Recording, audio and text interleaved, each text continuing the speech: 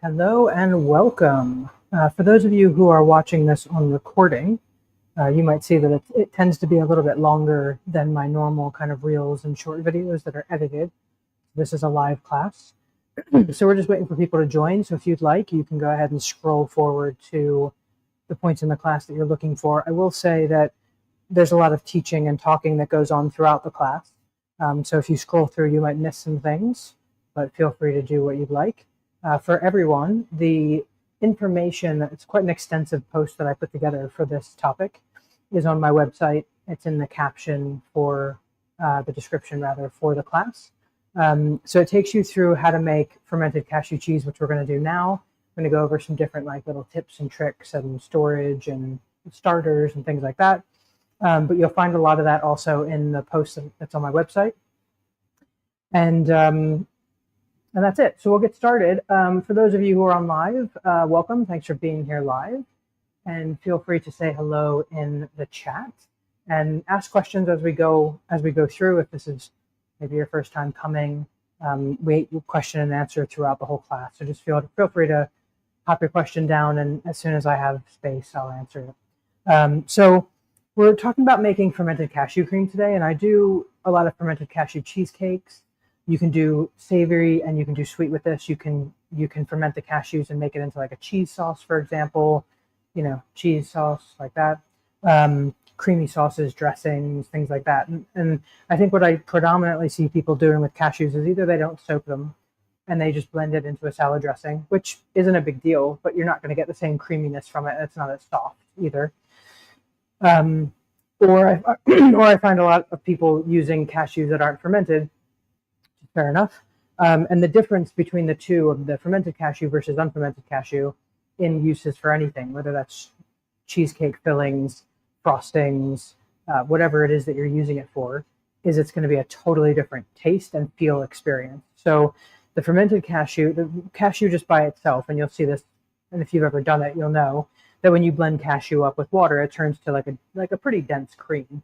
Like it's quite thick. It's not like double cream that you would buy from the shop, because there's fiber in there as well. So you get quite a lot of substance from it, which is why people use it in cheesecakes and creams and things like that. The difference between that and fermenting is, so anyway, the unfermented one is quite dense. It's very rich. When you ferment the cashews, they become lighter. They aerate. The whole mixture aerates. And the fat is partially digested by the fermentation process, so it feels a lot lighter. And for those people that have difficulty with digesting nuts, for example, they can find fermented cashew. You can do this with any nut or seed, really. It's just a matter of if it tastes good, but you can do it with anything. That they find it more easily digestible because obviously it's being partially digested. That's the fermentation process in general. Hello, Antoinette, and hello, Anka. Welcome, welcome. Right. So the cashews that I'm using today, they've just been soaked. And what I'm going to be showing you today is just the fermentation process, and then a little bit on like how to store it and stuff. So these are soaked cashews. I'm using cashew pieces, and I generally tend to work with cashew pieces because they're way less expensive. So if you find that where you are, unless you need whole cashews for some reason, the pieces tend to be about 5 pounds less per kilo from what I find in the UK. And if you're buying through a bulk food shop, I don't know if you'd find that in a grocery store, but online shops. So it's worth doing if you're using it for something like this, and you don't need whole pieces. So we've got the cashews here that have just been soaked, and I soak them in warm water or hot water just for about 20 minutes to half an hour, just for them to soften. They don't need to be soaked for 8 hours. It's not like that. So with other nuts like almonds, for example, you're kind of waking them back up, whereas cashews, they're not really alive anyway.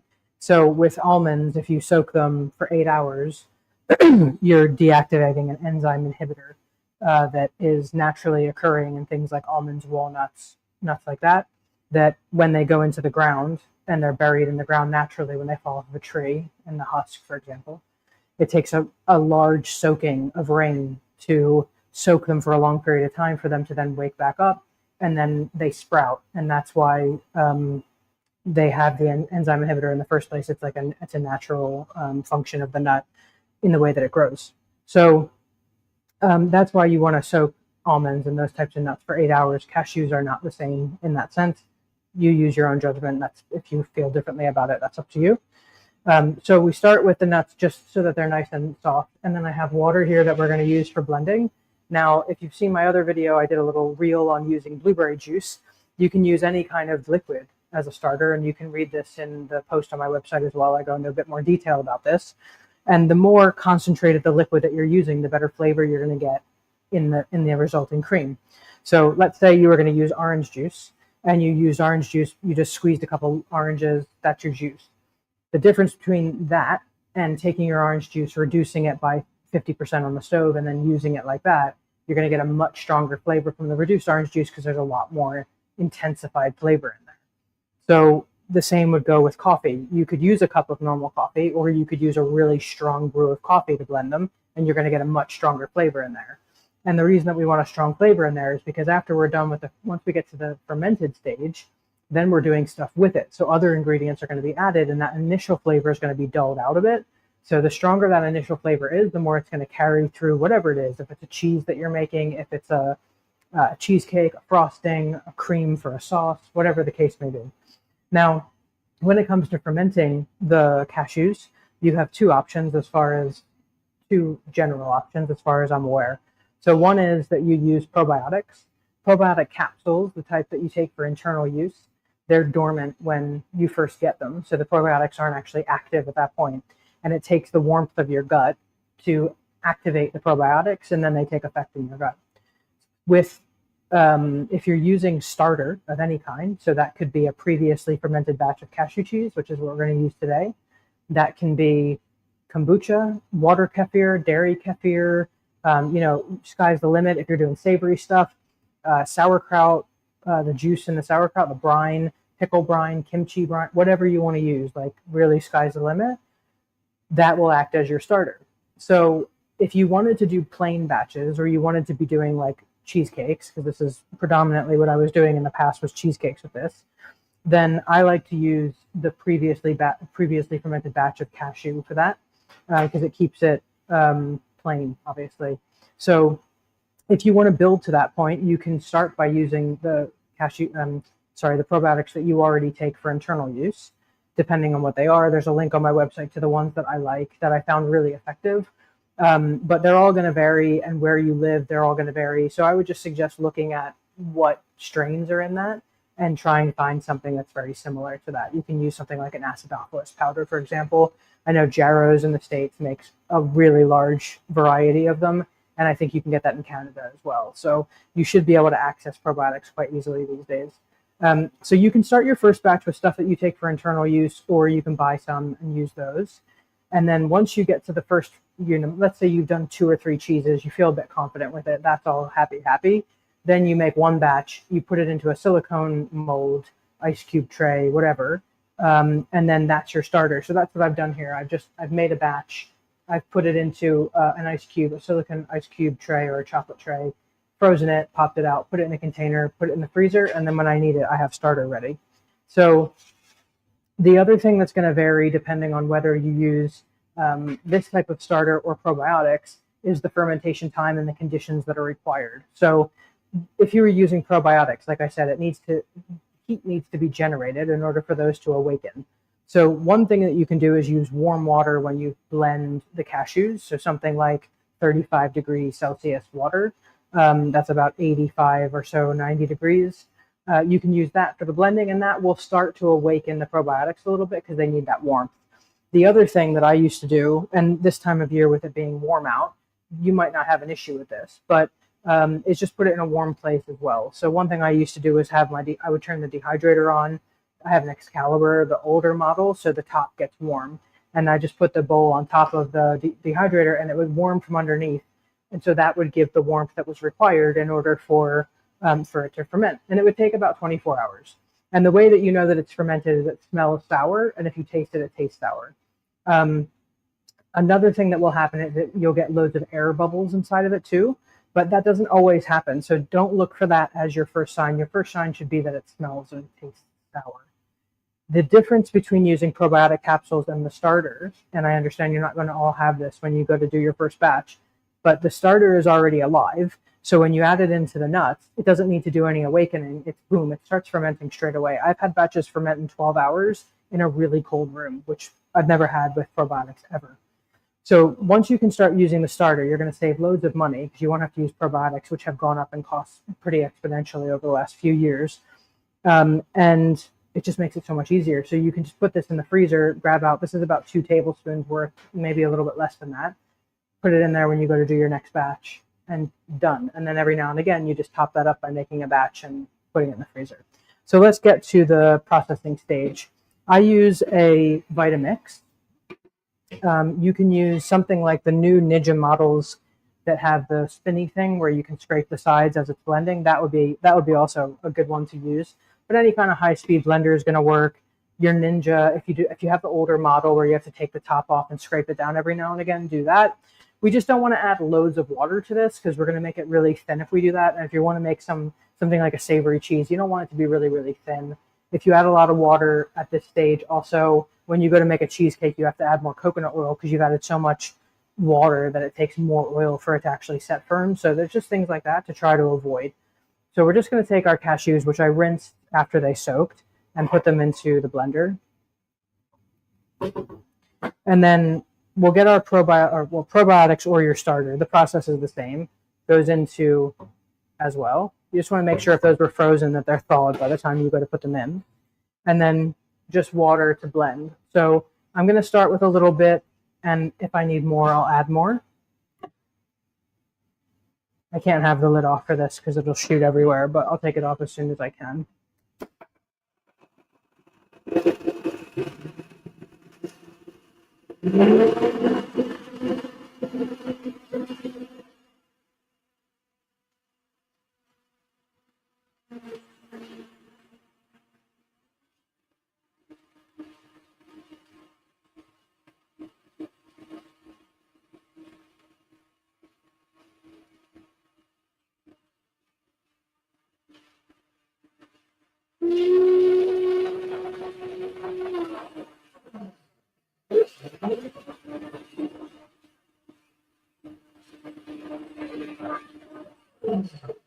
And we're just looking for this to be smooth. There's nothing else magical that's going to happen here. It's just going to become a smooth mixture because this is the only bit of blending you're going to be doing for this. So that'll do. Then it comes off, and you can put it right back into the bowl you were using to soak the cashews in. I'll just give it a little dry out before I do that to make sure that there's no excess water in there. And then your whole batch, if you wanted it to be thicker and not add as much water, you can use your tamper stick if you have a Vitamix, or you just need to keep turning the machine off, scraping down the sides like that. This will thicken a little bit after it ferments and cools. So it'll look a little bit more soft during the fermentation, but then you'll see from the one that I made in preparation for class, it does get a lot thicker when it's cool. And then from here, I like to put something over the top. So it can be parchment, if you prefer, but I like using cling film. And it's just to keep the top will dry out otherwise. So it forms a little crust on top, like a dry crust, and it's just not very nice. It adds this kind of like weird texture to it. So if you do this, it's not gonna dry out or anything like that. And it just keeps bugs and stuff like that out of it. So then this goes into your warm place, and the time frame on that is going to vary depending on your room temperature. So if you're using, like I said, though, if you use the starter that I've just used, then you're going to have a quicker fermentation process in general. So when the cheese comes out, the plastic doesn't stick, or the grease, whatever you're going to use, doesn't stick very much. It comes off pretty clean. There's just a little bit on there. And that's another sign that it's fermented as well. If it wasn't fermented, it would be like really thick and stick all over the top of it. And then just from looking at it at the start, you can see some texture on the top there and air pockets as well. And then I'll grab a spoon. Now this isn't necessarily, remember the first sign is going to be that it's sour, not that you got air bubbles in there, but that's that kind of crumbly, aerated sort of texture. That's what, if you get that, that's pretty cool. I didn't get that for some years when I first started. And then it has thickened. You can also see it was a similar texture when I blended it in the first place. The stuff that we just did wouldn't have been so scoopable as this, but it does thicken and when it's been cold, but also after it ferments as well. And I do find that this is quite similar to like bread rising. You will get where it puffs up. Like, so the one that I just put in the bowl was the same amount as this. And it's about a finger. It's about that much space at the top. And this one was like it was puffed when it fermented. So that's a really fun byproduct. And if you get that, I'm happy for you. But you won't always get it. So don't worry if you don't get it. And then from here, this lasts. It keeps really, really well. I made some savory cheeses back in, I want to say February time, January, February time. And they had I had them in the fridge to test them to see how long they would keep, small batches. And they had just started forming mold about 2 weeks ago. So that was like a good sort of 3-month period where they were fine in the fridge. Obviously with this one, you could put this into like a container of any kind, you know, Tupperware, whatever, label it. I usually label it stage 1 cashew. And then I know it's been fermented and I can then defrost it and I can use it for whatever I want it for. So you don't always have to go through that fermentation period and plan in advance too much. You can have a bunch of these in the freezer, maybe different flavors as well when you start messing around with that. And then when you want to make something, it's a much quicker process and it doesn't feel as kind of daunting. So whatever you need to do to kind of prep yourself so that it feels good, you enjoy doing it, I think that's a good idea. So any questions from those of you that are on live at the moment? You can also store it in an airtight container in the refrigerator for, I don't know, maybe a month, but I err on the side of caution there, and I would just put it directly into the freezer. Does fermenting in a metal bowl versus plastic make a difference? I don't think so for the fermentation process. I'm thinking if I know anybody who does it in plastic, because I've generally done this in commercial kitchens and we all use stainless steel. I don't think so. I think the only thing would be like the plastic leaching into it. That's the only thing that comes to mind. It's not like a thing I'm big into thinking about, but that's the only thing that comes to mind. And best storage containers for the freezer. I use plastic takeaway containers when I store it in the freezer. I get them online at like 50 at a time, and I use them for all kinds of stuff. So I would say, yeah, like clip lock containers. That's what I would use. Otherwise, they're very expensive. That's the only reason I wouldn't do it for like a kitchen like mine. But if it was a domestic kitchen, I'd probably just use clip top containers. Any other questions? Annika, are you still with us? Do you have any questions you'd like to ask? You can see we have a few more people who have joined. Any questions from y'all for the time being? We'll hang out for a minute or so just to see if anybody would like to ask anything. Antoinette, you've taken like the cheesecake classes. Have you made any of them? How's that going?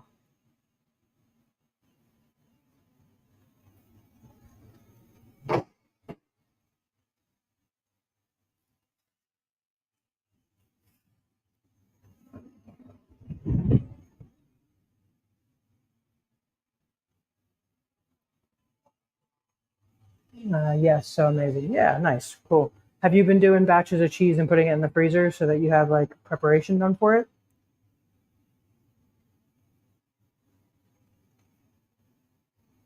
No questions. Thank you. You're very welcome. Do you do fermentation yourself?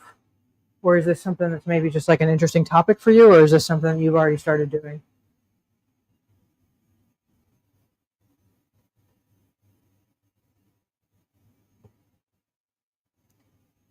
Yeah. Antoinette said fermenting makes a world of difference. It really does. It's like a completely different product in the end.